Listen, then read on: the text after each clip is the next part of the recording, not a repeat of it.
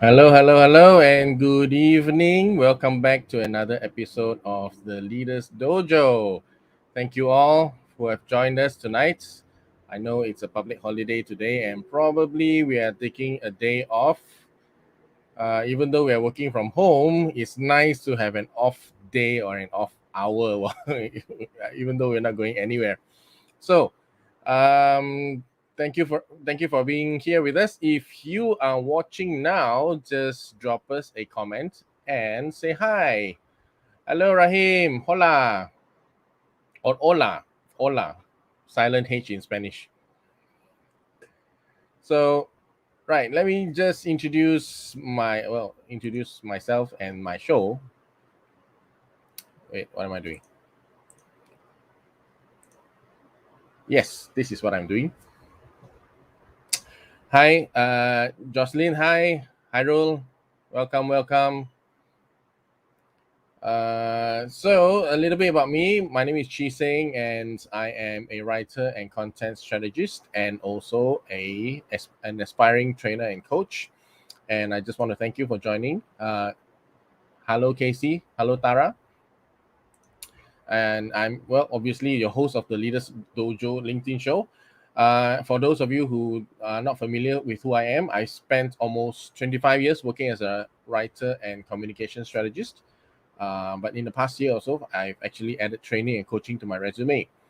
I guess age is catching up on me, and I feel the urge to actually help others by passing on my insights into writing, content creation, and communications.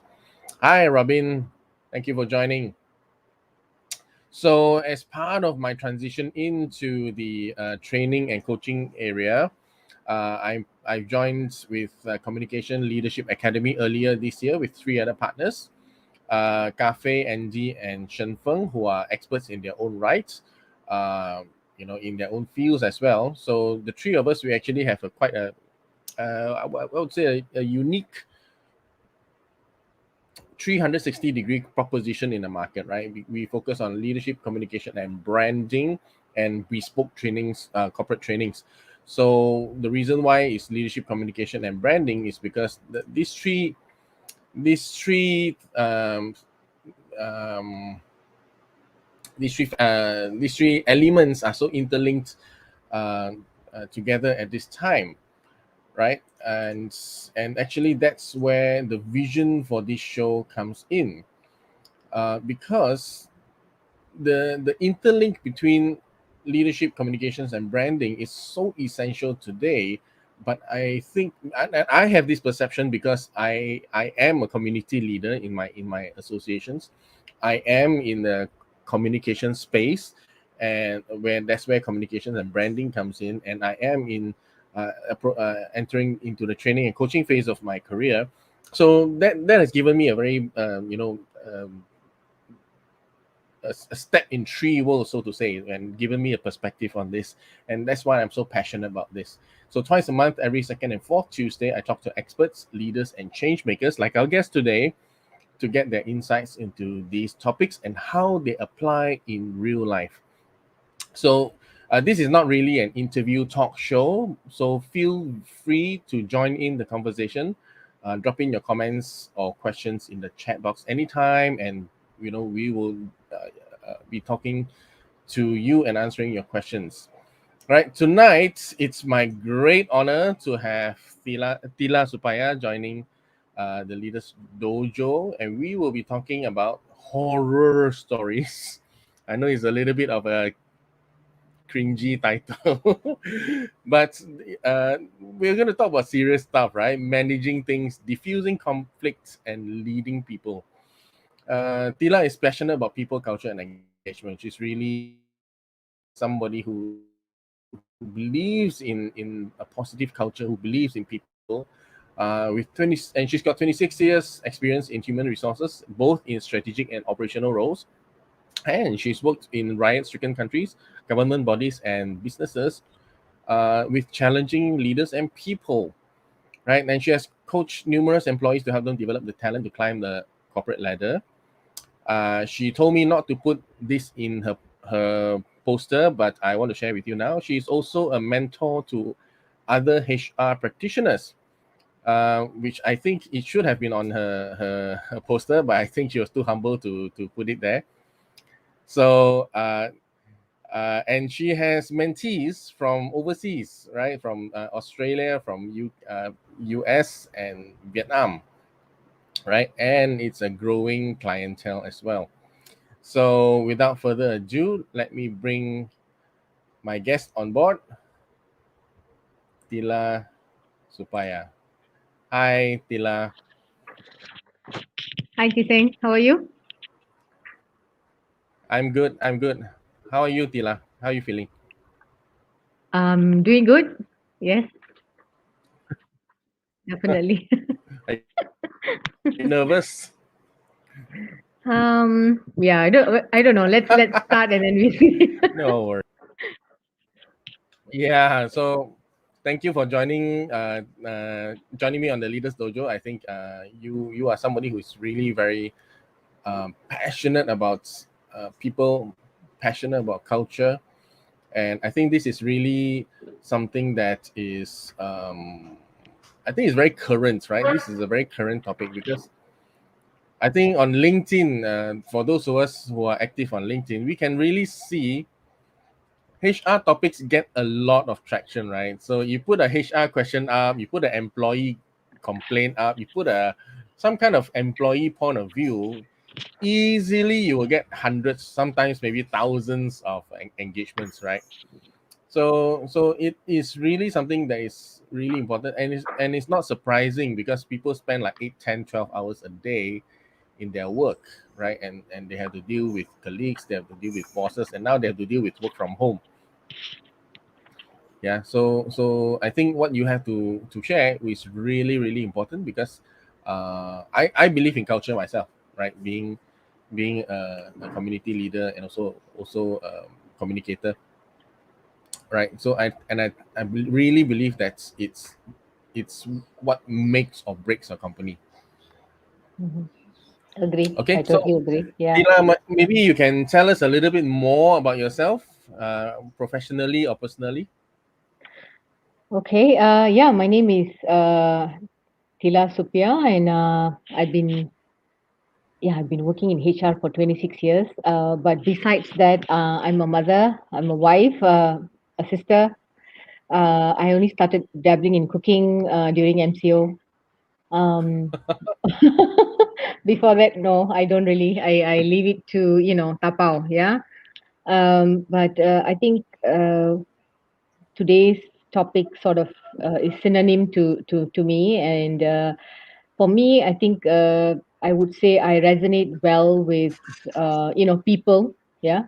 So it's not just about being in HR. I think dealing with people. So I would say I'm more of a, how do I say, people engager. Yeah. So I think to sum it all up, I'm always someone who's out there trying to support organizations, employees, to look at things, in both angles and try to find a common ground.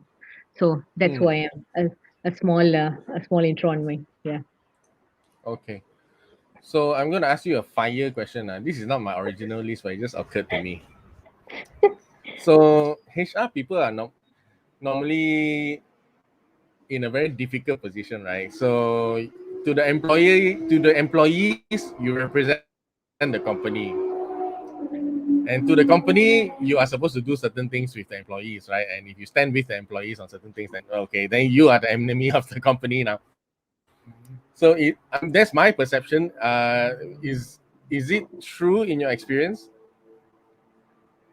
Um, to a certain extent, this is the perception of the people that HR is always on the side of the employer. Yeah. But also to a certain extent, when it comes to difficult situations where we have to protect the company's interest, yes, we are. Hmm. Yes, we are on the company's end sometimes. Yeah. And so it's a pretty difficult situation to be in, right? Because then does it give rise to like people thinking that you are, oh, I thought you're my friend, so now you're like this lah. You know? So I think when I first joined HR, I guess that was the thought in, because you're young at that time, so people think that way, that I mean, you're in HR and you're my friend, right? But I guess they forgot that we're actually doing the job. So I think most of the time what happens is that I have to sort of really, draw a line. You're my friend, but certain things I cannot share with you because that's my work. Yeah. So I do Mm. understand some people's predicament, especially, people who work in HR, and, you're friends with other departments. People want you to share more. You cannot because you're just in a department where, I'm sorry, I just can't. Yeah. Yeah. Yeah. So then that brings me to my first question of the night. What are your views about this constant friction between companies, managers, and employees, and the HR person who is like the middle of it all? Um, Very good question, Chee-Seng. What I believe, what I think is the issue here is that no one is actually focusing on the issue. Everyone is focusing on the person, or who complained. Nobody is really focusing on the issue, and nobody wants to really give time to listen to get feedback. They want to listen to give feedback, not get feedback. Mm. And I think that's the other problem. And it might sound a bit odd, but when we are in a ecosystem of try in an environment of an ecosystem, we want harmony. There cannot be an egoism, Mm. So and most of the time, the problem comes because, I am manager, you are an employee. When you have that kind of, I am the boss, you have to listen to me. Mm. So that's where the problem starts. We really need to, a few things, as I said, you need to focus on the issue, not the person. Listen to give feedback is not what we want. Listen to get feedback, because I think you're not listening the right way. That's very important. And Mm. don't, the other one is, they always get HR involved at the end, when the fire is already, the volcano has already erupted. Yeah. So we always tell them, get HR involved before the volcano even is, you know trying to form the lava. Okay, get us involved so we Okay. can try to solve the problem. And Wait. yeah. Before you go any further, your what you said just now has already triggered something in me. I want to ask.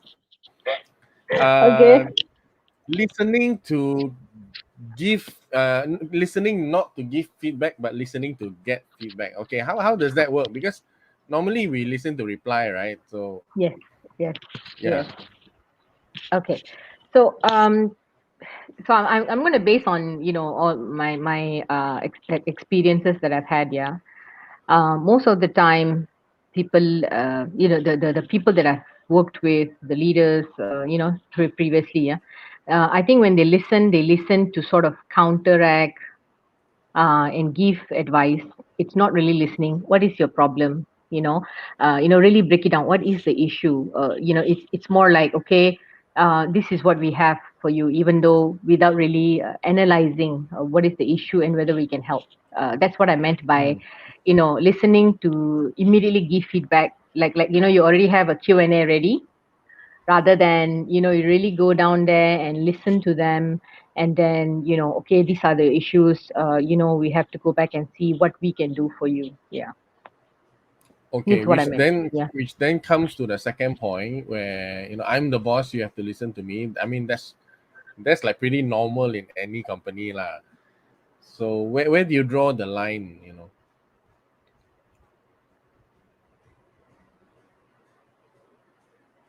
Whoops.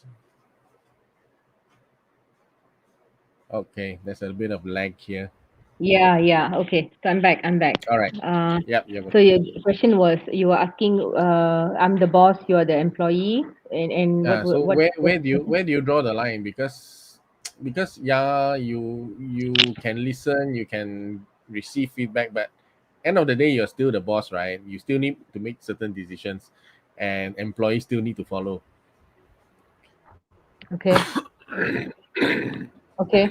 So I think that's when I think it's important to tell them. I think, example, if we have a situation and you are not able to actually support the feedbacks of the employee, and you need to tell them, sorry, it's my way or the highway, yeah, then you need to get HR involved. Because why I say this is that um, we will be able to provide more transparency, more reasons on why management has taken such a decision. Yeah, of course we cannot Mm. satisfy all the employees. Employees are going to be unhappy, or maybe they are not. But at least, rather than just saying it's my way or the highway, then we come in, to come in and explain why this is happening, what is this for, why is it that you still need to continue supporting the organization, and every single thing. So that's where, yeah, we will come in. I suddenly got a picture of a mother and a father. So the father I've will been be the one that tell you no, and then the mother is like, no lah, like that, it's like that. Yeah, and I think most of the time, what I've observed and what I've experienced is that when HR comes in and really, sits down, explains, and of course we pull um, the bosses in as well. So the employees Mm. get to see the bosses in a very different light, even though they could have said my way or the highway. But because we brought them in together in the communication and get them to sit together with us, and as we explain, they come together. So you see, there's always this human aspect. Yeah, whether it's a Mm. virtual or whether it's a face to face, there's a human aspect. And people, it's like, oh, the boss said first, yeah, it's my way, but then he has come down and speaking to me together and really giving the respect, because you need to, it's normal, right? You give respect, you get respect. Yeah, so most But, of the time we but are how able many to solve. bosses are actually, or how many bosses and employees are actually willing to go through this kind of arbitration? I mean, it's like Okay. if you're already not happy, and uh, you don't want to see the other person's face already, and I don't know what is. I mean, how does it work? I mean, in your experience. Well, yes, I've had situations where it never worked.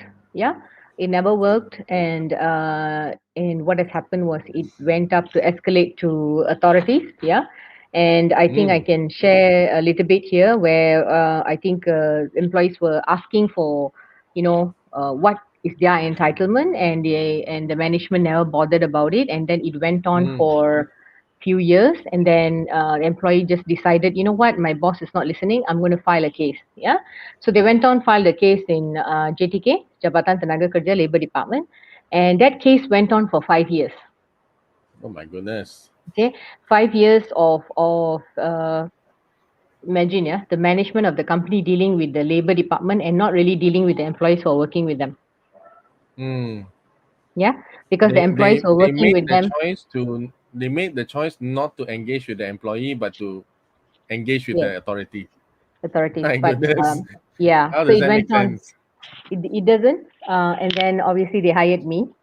So when they hired me, what I did was very simple. I went to see the people who actually made the complaint. The people. I went to see them, had a chat with them, find out what is their problem, and then brought back the problem to the management in a way that I also found the solution. Okay. And I told them, I don't know how you look at it 5 years ago or whatever that's going on now, because they also got like 5, 6 show cause letters from Jabatan Tenaga Kerja. Wow.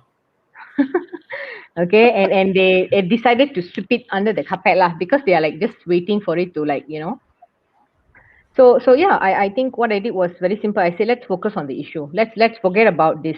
We had about 100 plus people working for us in the airport, Mm. and and these were the same people who have been complaining. Yeah, so there was a few layers. There was the employees, the employees who were working. We had the middle management and the top management. There was also friction between the top management and the middle management, and then there was also Mm. friction between middle management and the employee. And so so this went on for 5 years. So I went in, I had a chat with all the three areas. I asked the question, I mean, what do we plan to do? Because if we continue to have problems with the authorities, um, it's going to be difficult to do business in Malaysia. Yeah, because Mm. you need to be able to comply with the local laws. and work. I think that's very important for any company. Yeah. Um, and if you have a lot of issues with local laws and local authorities, it just says that you can't even manage the authorities. How are you going to manage your employees? Hmm. Yeah.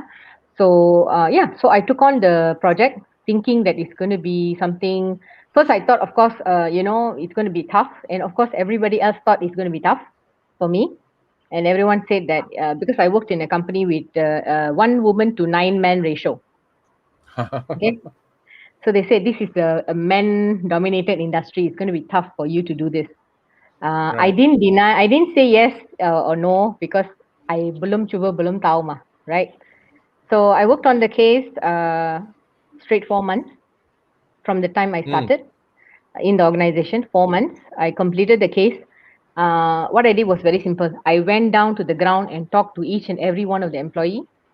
Okay, spoke to them, understand the problem, understand their pain, and see whether the organization can help. Went back to the middle management, went back to the top management, showed them the issues, how we can solve, what could be the cost for us, how much more from an annual basis. I think that was very Hmm. important for the organization to know, from an annual basis, from a monthly basis, how much more. But this is again within the law, and yeah, I closed the case in 4 months. Hmm. Yeah. Wow, that's amazing. But isn't that the management job to do this?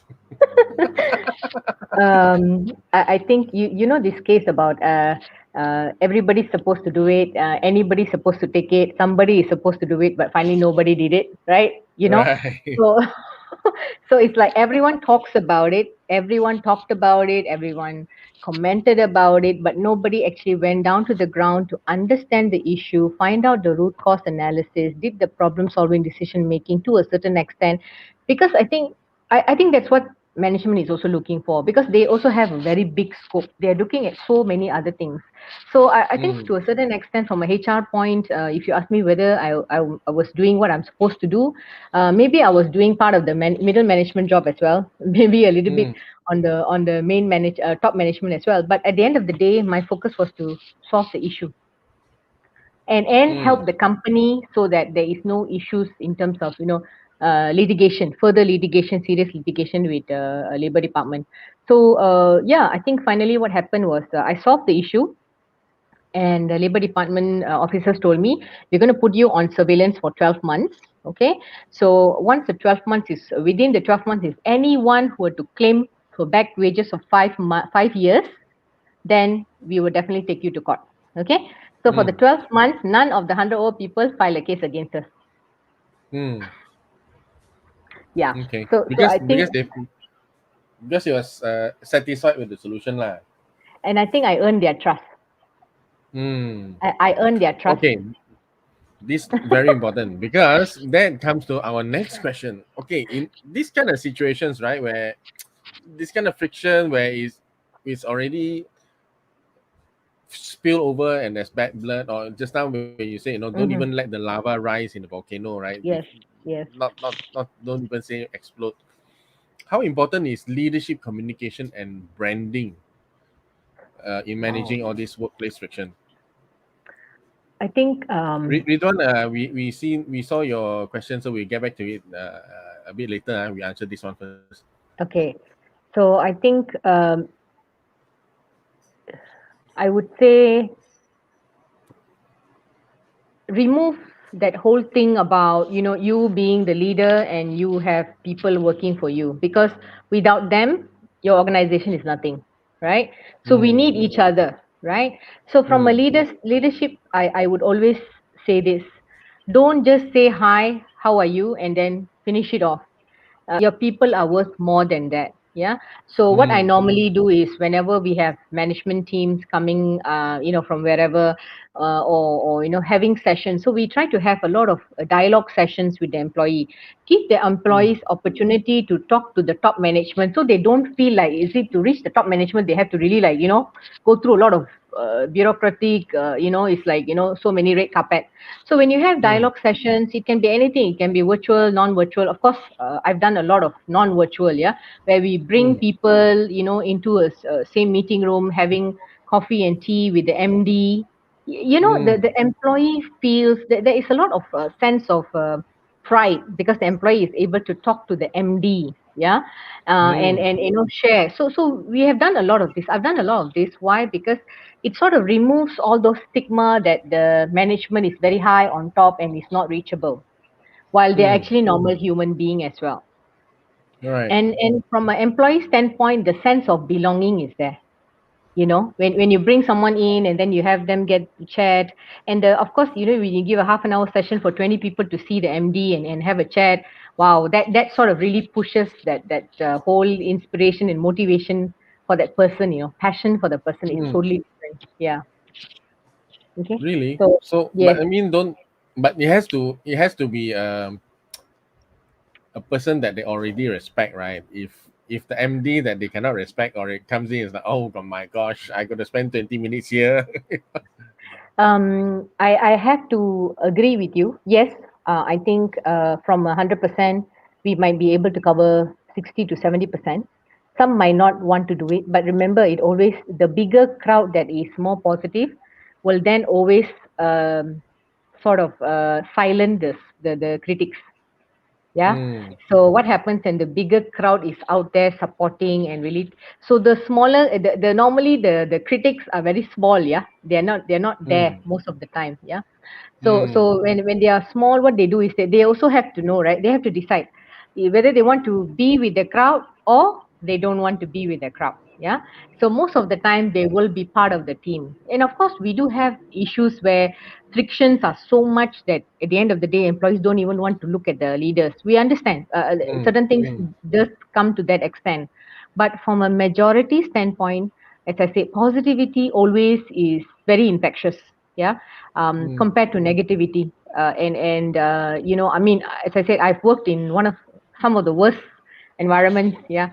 So it's always that, and I always look at it. Okay, lah. I mean, if I get 60 to 70% in, I win.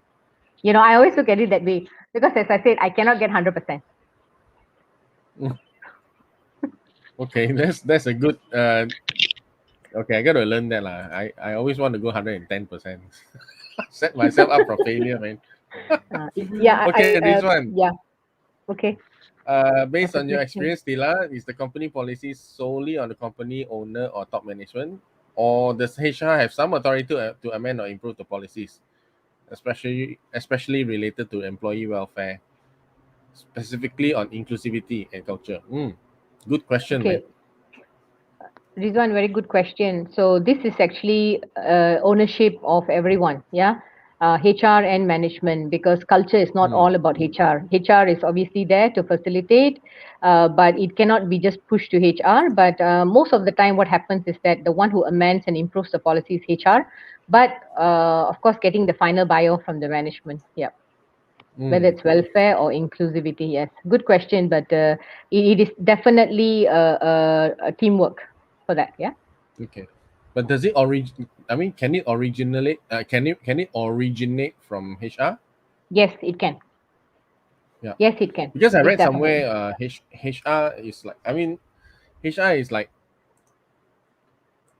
I don't know whether my perception is correct. HR is like the payroll department, right? Oh, okay. So So, I thought you wanted to say like HR is like pao ka liao. Yeah, we also are pao ka liao sometimes. Yeah. but I read somewhere that HR is now seen as, I don't know, or rather starting to be seen as it should sit at C-suite level because it is such a it has such a big role to play within the organization, right? So you can't just treat it like your uh, payroll or your implementation policy implementation or information dissemination department. Yes. What do you think of that?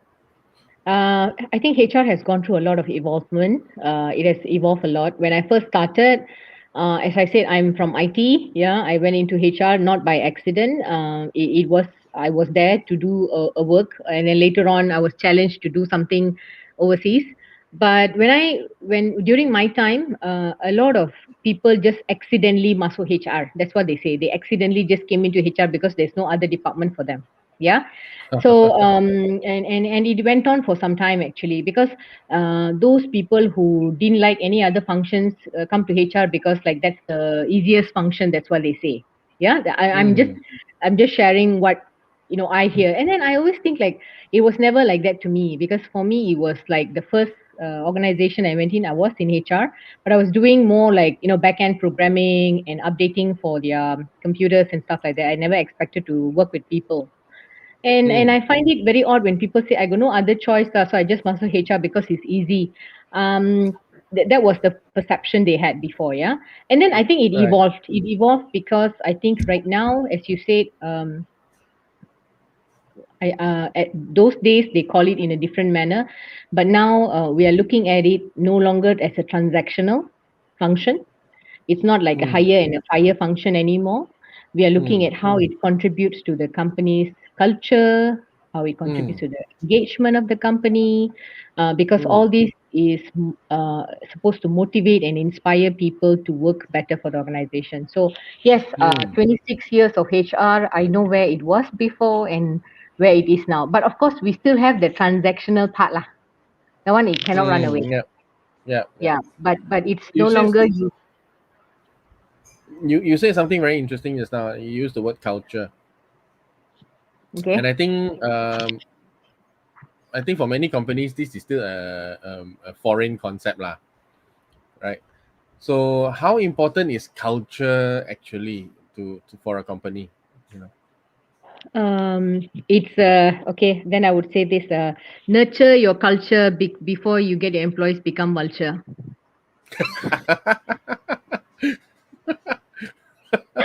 Okay. Why I say that is, your culture is what you make out of it in your organization. You as a leader, you have to do. If you say this is your values, you embrace it and you do it. You perform it, and you're passionate about it. People look at it, they will also follow. Yeah. And this is how you nurture your culture. If you say you have a culture of having fun, don't leave that having fun value just on the on your posters and all that. You really do have fun. If you say you Mm, value innovation, uh, make sure that you do that. If you say you respect people regardless of their positions and titles, and you encourage people as a leader, you do it. I mean, again, regardless whether top management, middle management, I think it's important for us to live our values, which becomes our culture. And mm, when we do that, of course, people see you, right? People see you for what you do. mm, And even though you can have your emails saying that, oh, I like having fun with my people, but you actually don't. You're always fighting and you're having conflicts. So it says more about you. And let me tell you, people can see through you. Yeah. mm. You can put whatever uh, makeup cover whatever, but people can see through you. So it's important to really leave the value, and that to foster better culture. And as I say, culture is all about how you do what you say you are doing. So that's Very important. interesting. So if you're hearing this, drop it in the comments. What do you think? Culture important, not important, or is it something that is a foreign concept? We Asians do things our own way. Let us know in the comments. Hi Zora, good to have you here. Oh, hi Okay, Zara. following up from culture,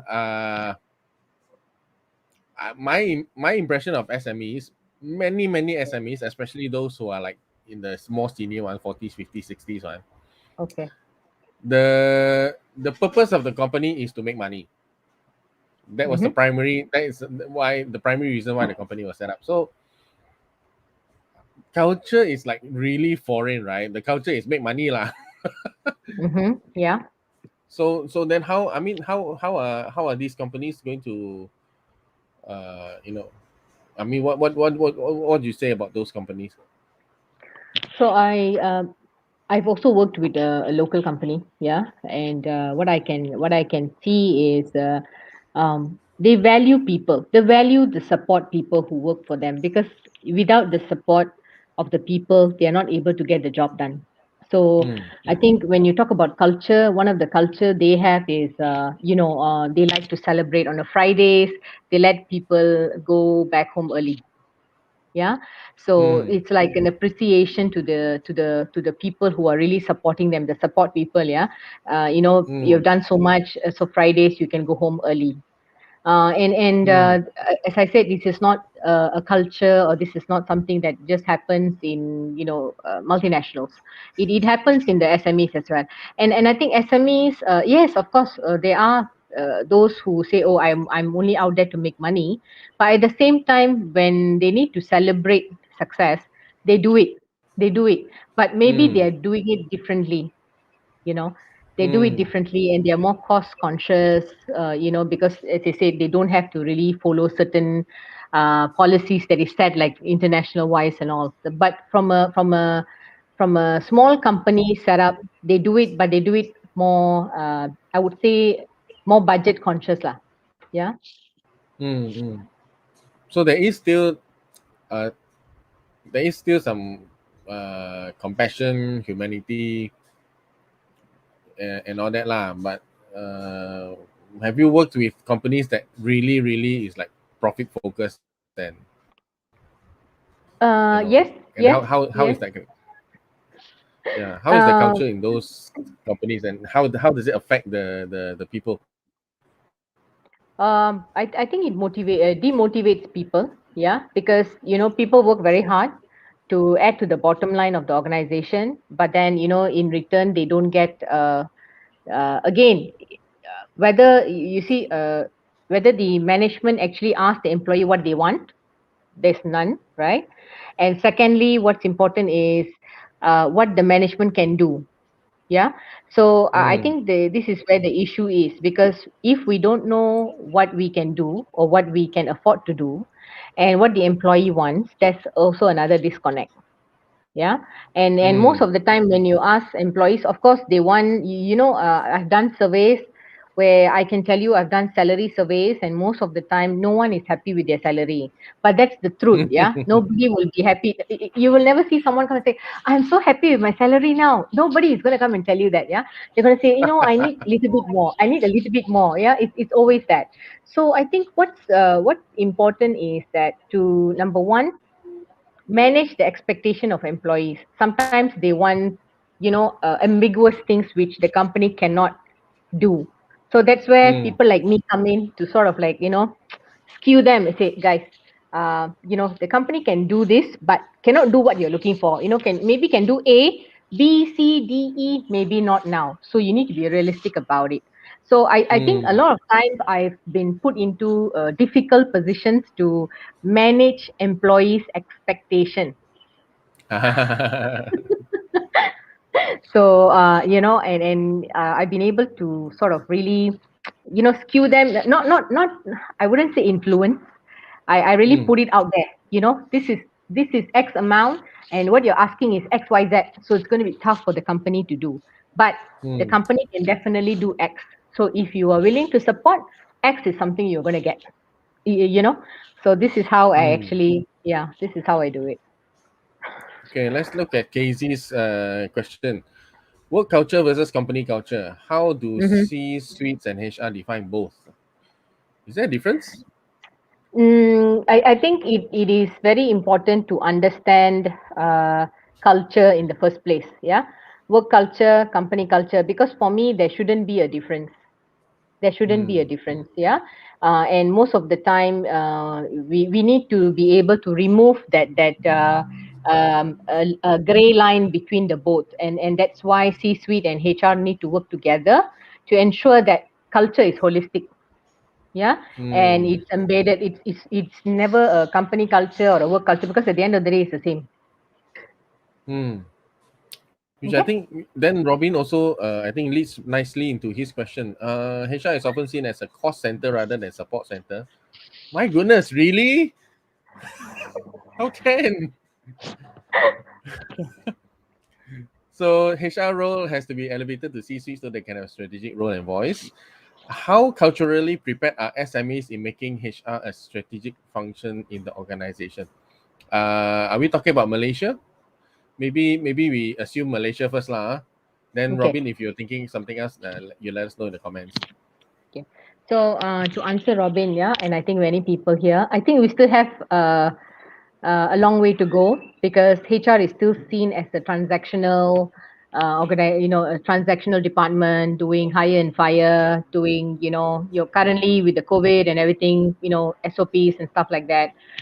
So if you ask me whether we are looking at HR as this very strategic function in SMEs, I would say maybe 20% strategic and 80% operational. Yeah. And even they're not going to get 2% to do the job. 1% will be obviously doing everything, from strategic to Mm, operational.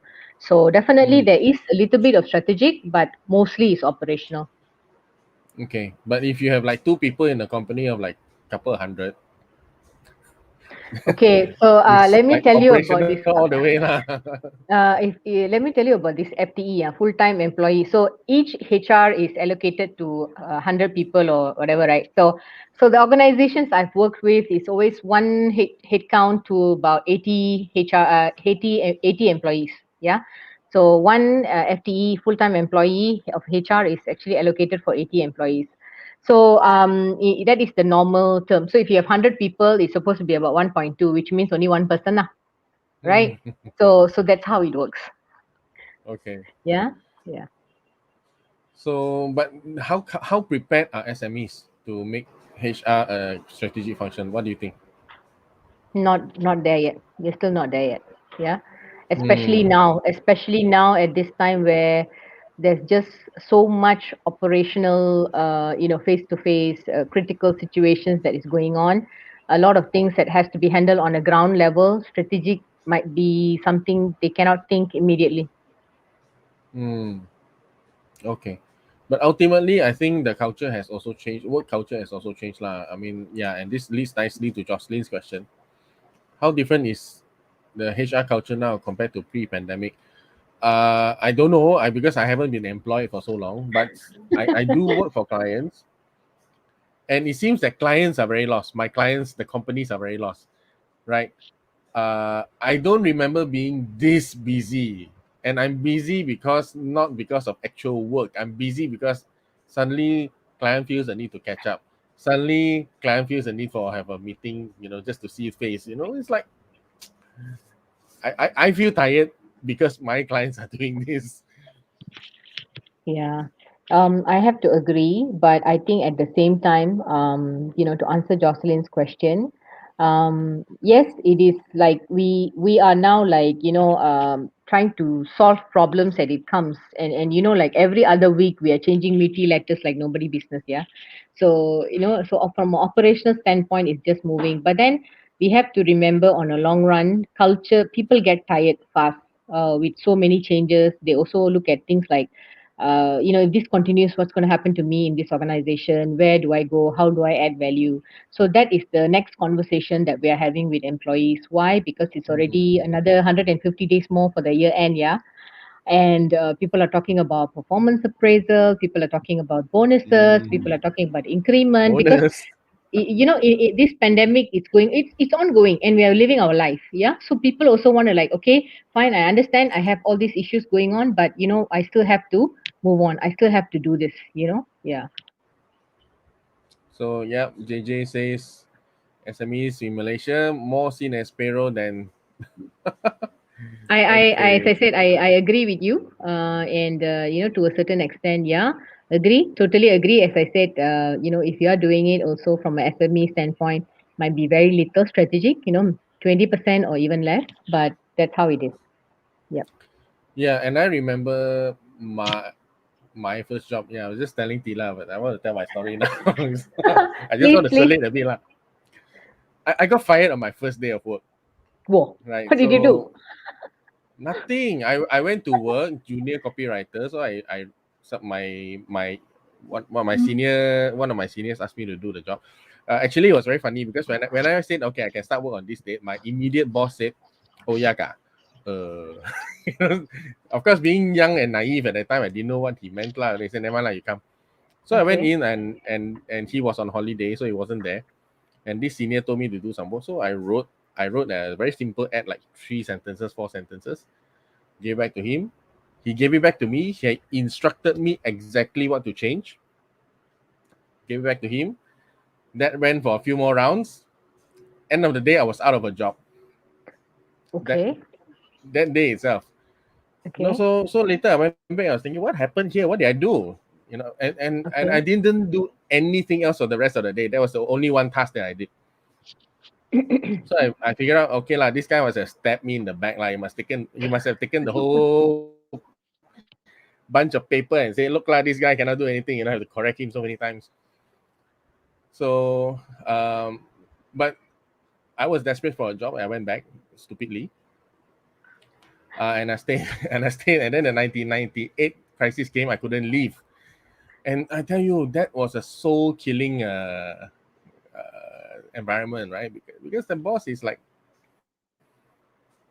I don't know. He will say things like, "Okay, Chinese New Year, we're having we want to take 2 weeks off, right? So company give you 2 days, then we'll take 5 days compulsory leave."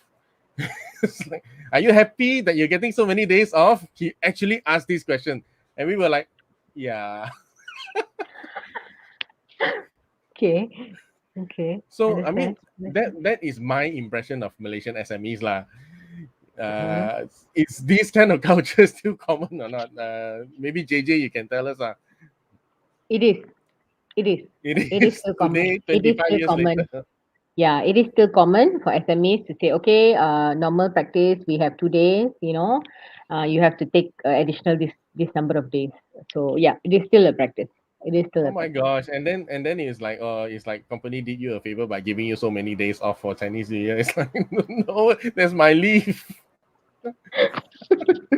It does still happen, and yeah, I mean, people who have been working with SMEs, I think JJ should be able to answer. Yeah, so definitely yes. My gosh. Okay, so then we are still a very long way from a really a kind of culture that people will want to work in lah. I would say, at least in many SME space. Would you say so? I think a lot of SMEs are also evolving. Yeah, Mm. but as I said, I think the new generation, okay, the current generation, they are also very picky, okay, with Mm. their own, future employer. So they what they do is that they are very focused on who they want to work with as well. So Mm. if the SMEs are really targeting the new generation, they might have to change a little bit, might have to tweak a little bit, because gone were the days where, this is what I give, take it and keep quiet lah, because people will retaliate now. Mm. Those different lah. Like my time all is like, it's okay, we just do it later on, we're going to get something. Now these people don't wait for later. Yeah. Yeah, So yeah. I think SMEs will have to then really prepare themselves, to face the new, even though we might say the new generation, the work culture is not so good, this and that, but I think at the end of the day, we still need the new generation's, Yeah. Yeah. ability. Yeah. So then, of course, we'll have to sort of be a bit more agile and really, really Mm. switch a little bit. I mean, you cannot say they can switch like 100%, no way, but slow, steady changes would be necessary in order to get the new generation to sort of turn right. Okay, I might look at this company. You know what I mean? Yeah. Yeah. And which is why actually I lump these three together, right? Leadership, communication, and branding. Mm-hmm. Because you mentioned culture. Culture always starts with the leader, right? The leader, how the leader behaves, sets the culture of the company, and Mm-hmm. then how the leader speaks to the people, right? And what you said is also very true. I think when younger employees are thinking of employment, they want to look at you and see what kind of company you are, right? Absolutely. Yeah. Right. So that's where the branding comes in, right? The employer branding, and like you say, it can't just be a poster on the wall, right? It has, whatever you say is your culture, has to be lived and manifested authentically in your company, right? And that becomes your brand, right? Facing the Yes. employees. So yeah, so that's what this show is all about, right? This is where I come from. This is where I am very passionate about. I agree with you, Thila. But I come in from the branding point of view, right? Yeah. Because my one of my dreams is actually to support SMEs. That hasn't happened yet. Let's put a bookmark on that and see what God gives later. But my approach is from SME, right? If I can come in as a brand consultant for SMEs, okay, we start from brand. You want to create this kind of brand, well, you got to be this kind of brand, right? Mm-hmm. Right? You want to attract this kind of talent, you got to be this kind of company. You want to attract this kind of clients, customers, you want to attract this kind of business, you got to be this kind of company. For that to happen, you have to be this kind of leader, Mm-hmm. right? So that's my approach to basically the same thing lah, but we're coming in from different angles lah. Yeah, I think I did mention, right? People can see through you. Yeah. So I Correct. think this is something that I really learned. People can really see through, you. So even if you say, "Oh, I'm a very good person, I'm a trustworthy person," but if you don't really do what you say, Mm. uh, things will catch up with you. So Mm. I think, and I think now with social media and everything, so Mm. if you say you're doing it, you better make sure you do it lah. Yep.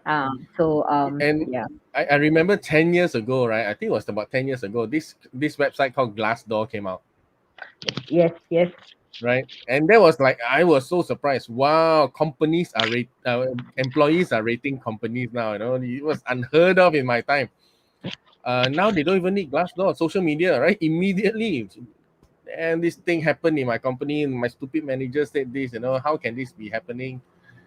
Gone lah, your company brand. Yeah. So that is also, as I said, is an advantage and a disadvantage, because disadvantage would be for the employee, because the candidate, whoever, because HR will still do social media scanning, right? Whatever you do on social media will still be there, right? So if we Yeah. know that you have been, being very outspoken about the organizations that you've been working with, if you, I mean, and if it outspoken in a way that it's it's not in a very unethical way, then I think it's okay. But if it's being unethical, Mm. just be more careful, because your social footprint will also determine, when you're looking Yeah. for work, because people are gonna check you out. Yeah, so that's very Yes, important. yes, yes. That's why I tell all the young people I meet now. Hey, be careful what you post, all your bikini pictures, whatever. Just just know that 3 years down the line, somebody who's gonna employ you, who's gonna look up your name and social media. Okay, Robin, if I can, how challenging is the role of HR in a nepotistic working environment? Hmm. Okay. Okay. I've worked with wow, you're asking questions where somehow you know that I've been working somewhere. Okay, so I think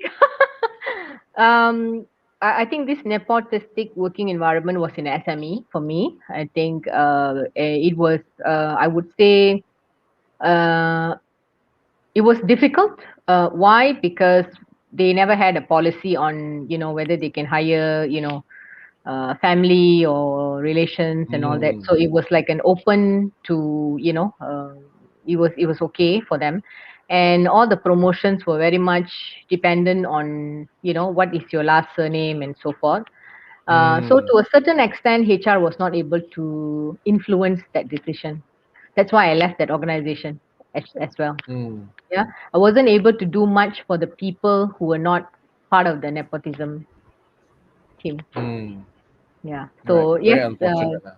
yeah, and I said I wouldn't be here, telling you that everything was rosy and fine. Yeah, it was not. It was a tough situation, because as I said, it was very pertinent how they did it. Yeah, there was a lot of issues, but you were not able to. When we want to bring out new policies to try to stabilize the environment, they were not willing to accept. Mm, So when people are not willing to accept new policies, because then you sort of like give everyone the same equal opportunity. I think that's very important, right? And that kind of mm. environment didn't allow for it. Yeah, and that will kill employee motivation lah. Yeah, it killed. I wouldn't say it killed me, but I thought that I wasn't able to add value anymore. Because Mm, this is one of the functions. If you want to talk about engagement and culture, and you can't even, do a policy to see how you can really embed and bring everyone together. So yeah, I think that was, I don't know, 17, 18 years ago. Even then also I was kepala gila sikit lah. So yeah. Okay, so we are coming to the end of the show. Let me ask you a question. How are you striving to make a difference in all these things, all these difficulties, based on your own principles? Right? You say Um, culture is important, caring for people is important, treating people equally is important, partnership between companies and employees and all that. okay. So I think Chee-Seng, what really drives me is my passion for people, uh, my passion to understand the product that the company is selling, passion for the performance of the people as well. I see myself a little bit different than the normal HR, the hire and fire type. It's not to say I don't do that. I do. Some part of my job is transactional, yes, but I really look at how I can add value as a HR, because as I said, I come from generations, or I would say many years, where HR was taught as a spare department to throw all the things and then just get it done, you see. And to really anything goes wrong, it's always HR's fault, right? So I've Mm, been in a worse situation, how HR's credibility was affected, integrity was affected. HR was never looked at like a department that really can support, or organization on a very different level. But it's mm, taken me some years to, it's about 26 years, and I'm very passionate about being the middle person, or the middle I would say the engager between the company and the employer, because I this is what I've been doing. I would say for mm, 17 years, this is what I'm doing. Really, mm, going into toxic organizations, but and of course, when I go into toxic organization, the first thing I hear, my previous HR never did this. We never got this, we never got that. So it was always like trying to really do the right thing, yeah. And very important was to create the trust with the people, that you can trust HR. We mm, you can trust that we are going to be able to support the management as well as the employee. So mm, this is where I'm driving, and in fact, and challenging the old thinking ways of how HR must do the job. Is it must always by follow certain steps? Yeah, is there a better way to do things? Because we have mm, we have evolved so much. Why are we still following the old ways? Is there a better way to do things? Why? Because as I said, we are no longer a few years back, and whenever you ask someone anything, they'll say, oh, this is how we used to do. I say, well, maybe this is not how we should do in future.